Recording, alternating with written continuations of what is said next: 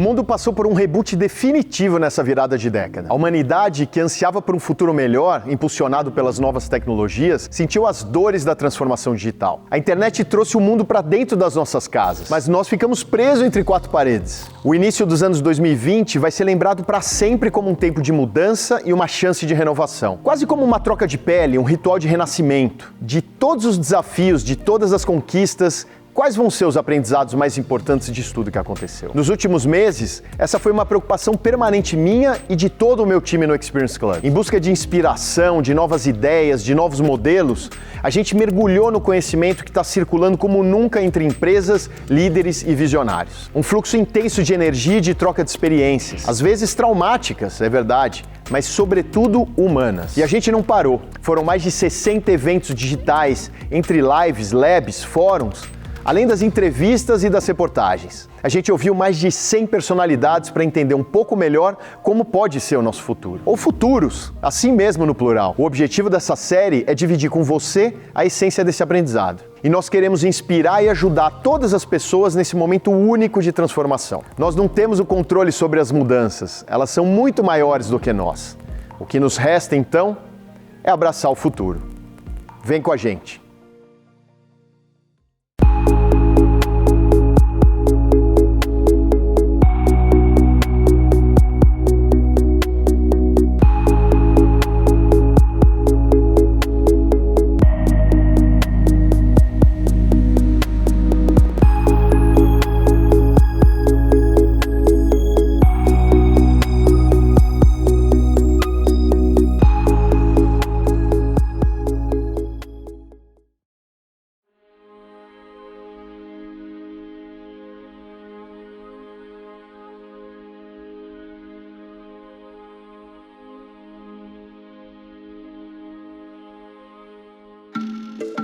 O mundo deu uma cambalhota, salto triplo mortal sem rede nos últimos 3 anos. Não foi por causa do Covid.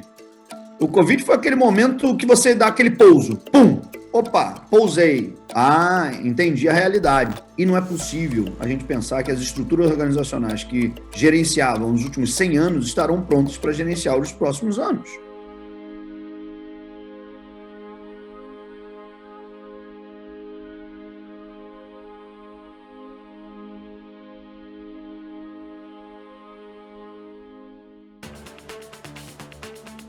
É um momento que dá o quê? Tela azul. Putz, deu tela azul, deu crash. Ela também é conhecida como a tela azul da morte, é um dos piores erros que acontece no nosso computador. Se a gente refletir um pouco sobre essa tela azul, eu acho que é exatamente essa tela azul que aconteceu com a humanidade recentemente, quando chegou o Covid. Era meio que a natureza disse assim, ó, tela azul para vocês. Vocês estão com a humanidade baixa, não imunidade, com a humanidade baixa. E aí a natureza disse, para! Vamos fazer um curso online, todo mundo volta para casa, vamos reaprender a ser humano, pô. Não dá para continuar dessa forma. We've been looking and worrying about climate change for 10, 20, 30 years very seriously. We've never had a success. And for the first time, we can see clearly. They can actually see LA and they can actually see Delhi. So I think this is a powerful transition and the world will remember this and go, no, we know what it looks like. I think Corona accelerates the global transformation by a good 10 years.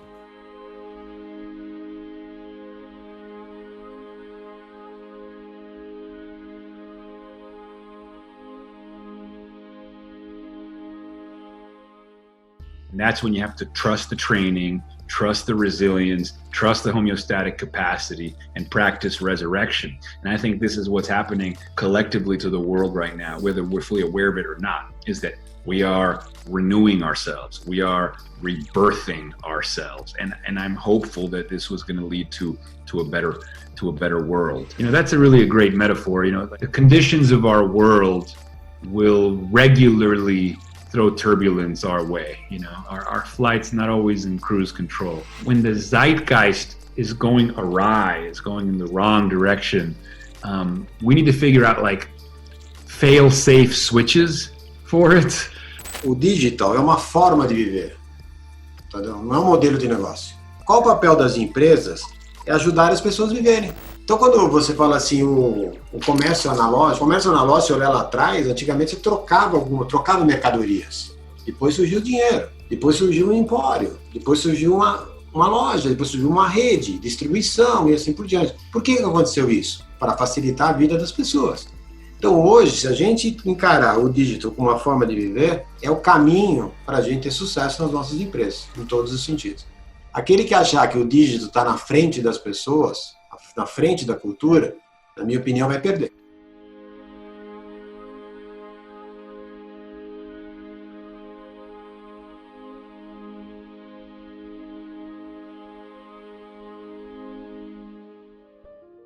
I hope we learn that we actually can be proactive and we are not victims, that we are proactive change agents, that we can change the world we live in. We can take care of those that are less privileged than us.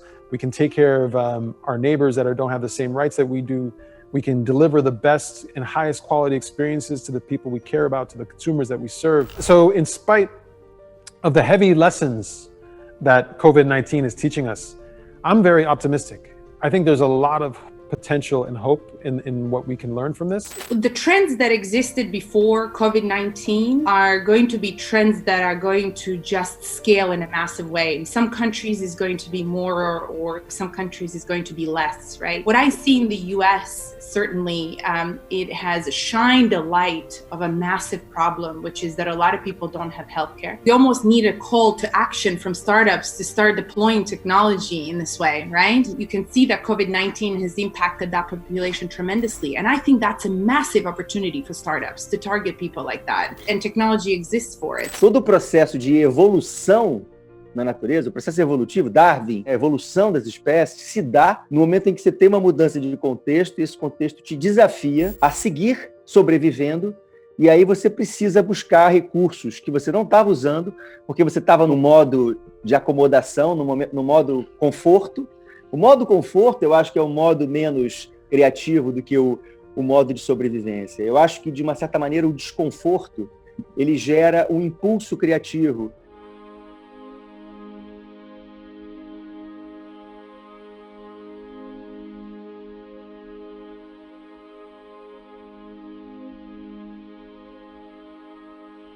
In the 15th century, the printing press changed the world, and we call that a Gutenberg moment because it changed the world very fundamentally. Well, I would argue today that we have about 20 of these hitting us at the same time, because solar energy is a Gutenberg moment, completely changes the world. The blockchain is a Gutenberg moment. AI, robotics, 3D printing, neuroscience breakthroughs, CRISPR. And we've never seen this before. We've never seen this much innovation happen at the same time. E o que eu tenho dito é o seguinte: talvez nós devêssemos aproveitar todo esse momento que nós estamos vivendo nas questões sociais, mas também nas questões empresariais, e fazer um OBZ, um orçamento base zero, e recomeçar tudo de novo, e aproveitar isso como uma oportunidade civilizatória, para não só percebendo essa questão da discrepância de renda, da concentração de renda, mas também do estado da nossa indústria, e dar o salto qualitativo e quantitativo que nós precisamos.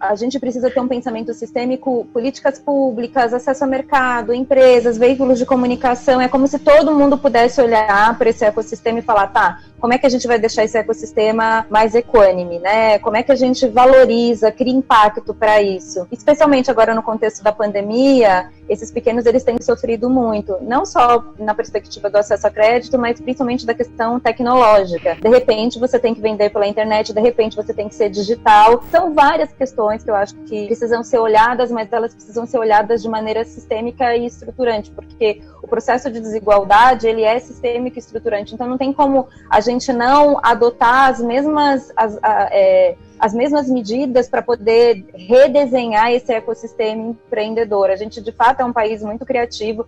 Acho que a gente avançou muito com o ambiente que a gente tem, com a carga tributária que a gente tem, com muitos processos e complexidades que a gente tem. Imagine se a gente tivesse um ambiente mais tranquilo e favorável e mais próspero para empreender, o quanto que a gente poderia ter evoluído. Eu diria que nos próximos anos vai existir uma explosão empreendedora no mundo. Um dado curioso, né? Até 2025, vão ter 3 vezes mais empreendedores no mundo do que se construíram nos últimos 20 anos. Então, hoje em dia é muito mais fácil empreender do que quando eu comecei lá em 2001, né, onde não tinha acesso a capital, não tinha acesso à tecnologia de direito, informação era complicado e tal. Hoje em dia é comum chegar um jovem lá na empresa com 20 anos de idade na dúvida se ele quer estagiar com a gente ou se ele quer empreender, né? O que é maravilhoso. Quando tem esse ambiente de competição, deflação de produtos e serviços, isso torna os juros no mundo e no Brasil muito baixos, né? Serão anos de muito capital sobrando,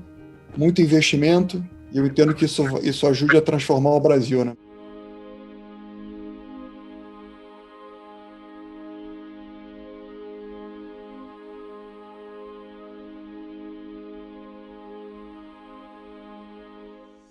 Cuide do essencial. Muito do nosso tempo é gasto com coisas que não têm ou a menor importância ou que não são tarefas que você precisa se dedicar. E muitas vezes nós ficamos nos cobrando muito. Tem coisas que nós inventamos a importância delas. Centrar no essencial. Não, você não é obrigado a cuidar de todas as coisas na companhia. Nós temos que tirar o excesso que as companhias têm. As companhias estão sendo afogadas nessa coisa tóxica chamada reunião. E as companhias que eu vejo, que são os grandes players, estão focando em menos coisas que vão gerar impacto para elas, para o acionista, para o consumidor. Para mim, menos é o novo normal. A preocupação que eu tenho é realmente a saúde mental, a saúde psicológica das pessoas. Isso sim pode ser um pouco, não só das pessoas, dos funcionários da Schneider, mas dos nossos clientes. Agora é a hora de realmente se criar uma tribo, uma união realmente entre nossos parceiros. Realmente, quando a gente fala parceria, isso é a parceria que vai ser colocada à prova agora. Como a gente pode trabalhar essa comunidade, o engagement de todos desses canais, desses nossos parceiros.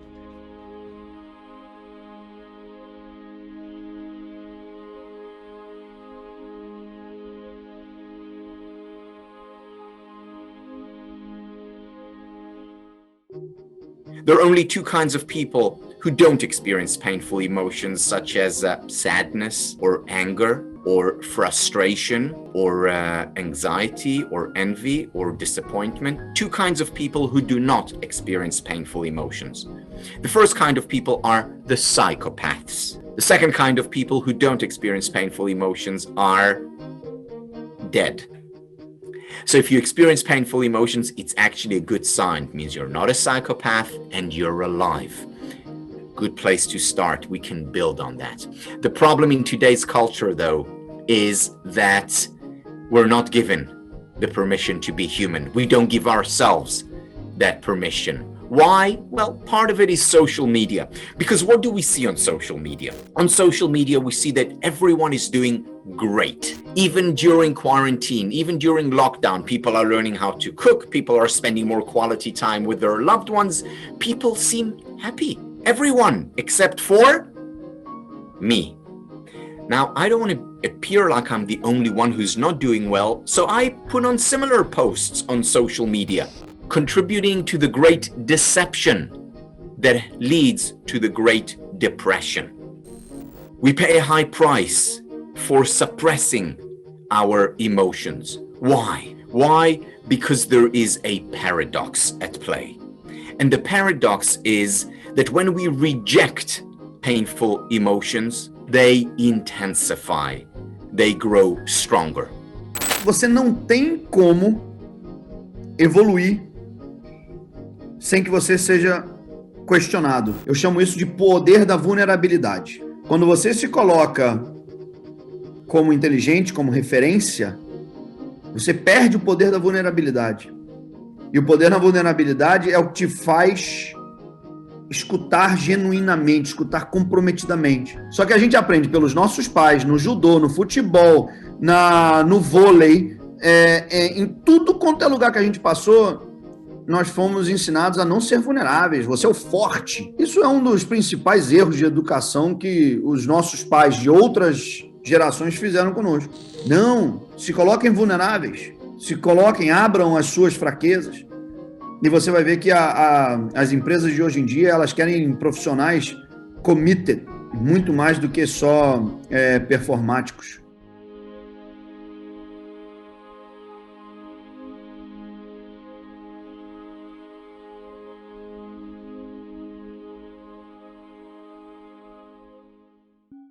E aí eu comecei a perceber entre linhas que está nascendo pela primeira vez no Brasil um senso de pertencimento, um senso mais de comunidade. Estou em vários grupos hoje, de presidente, de mulheres, de não sei o quê, e cada vez mais está nascendo esse senso que se não for bom para todos, também não vai ser bom para nós. Acho que o empresário, depois de muitas crises, os outros me perguntam, Luísa, mas só agora o empresário começou a ver isso? Eu falo, bom, gente, são crenças que limitaram, são muito trabalho e achando sempre que o seu emprego era importante, mas nesse momento eles estão entendendo o que precisa e estão fazendo. Um momento como esse revela a força transformadora tanto do egoísmo quanto do altruísmo. E é uma oportunidade ímpar que a gente tem de equilibrar um pouco essas duas questões e entender que na hora que a gente age pelo egoísmo, garantindo o nosso e sendo individualista, a médio e longo prazo a gente acaba criando resultados negativos para o coletivo. E quando a gente é altruísta, que é um pouco do que a gente está vendo em Cores Vivas no Brasil e no mundo inteiro, a gente acaba criando as bases para uma vida muito mais sustentável, mais próxima, mais inclusiva e mais justa.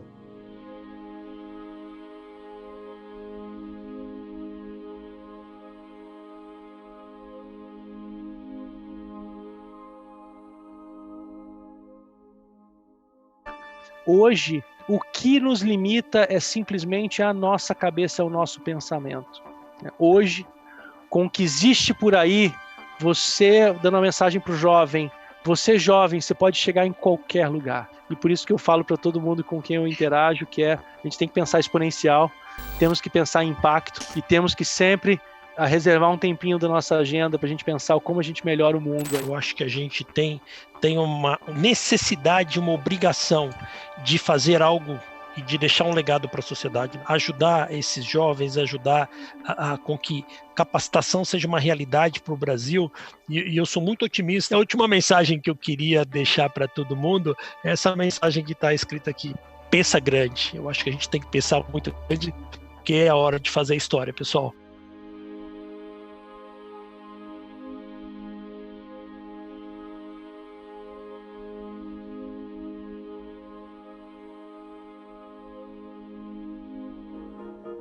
Em muitos lugares eu vejo que só existem jovens. E eu acho que o equilíbrio das coisas é muito bom.